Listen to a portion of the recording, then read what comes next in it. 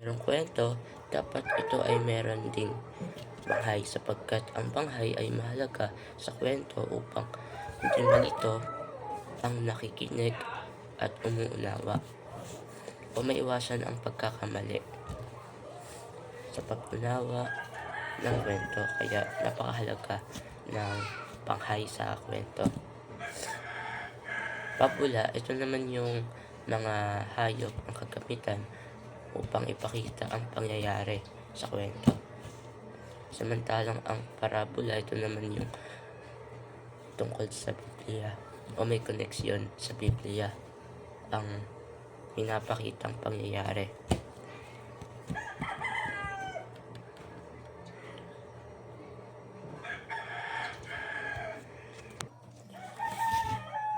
Bago pa man pumunta ang Espanyol sa Pilipinas, ang bansa natin ay meron ng panitikan.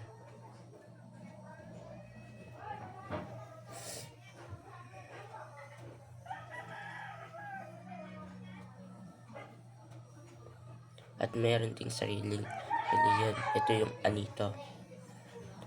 Ang ibig sabihin ng anito, ito yung mga bato, ito yung merong connection sa kalikasan.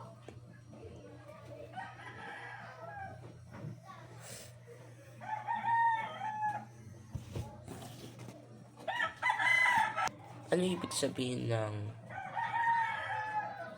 alamat? Ito yung mga bagay na merong pinagmulan.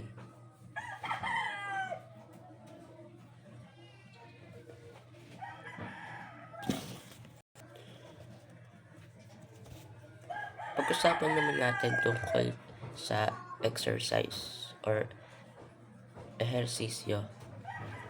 Ano ba ang benepisyo nito sa tao?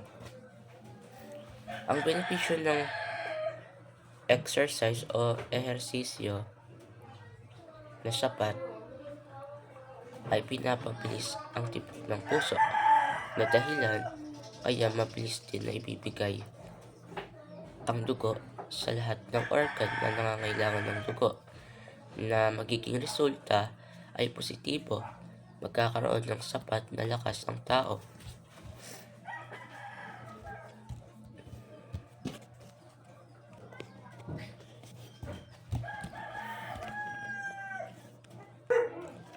Ibig sabihin, dahil lahat ay mabibigyan ng sapat na dugo ng puso na tumitibok ng sapat sa lakas, magkakaroon din pala ng positibong epekto hindi lamang sa puso, pati sa lahat ng organ.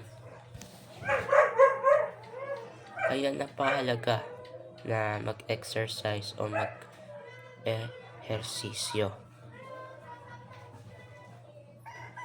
Kinakailangan sapat yung kain, sapat yung inom, sapat yung tulog para magkaroon ng sapat na lakas.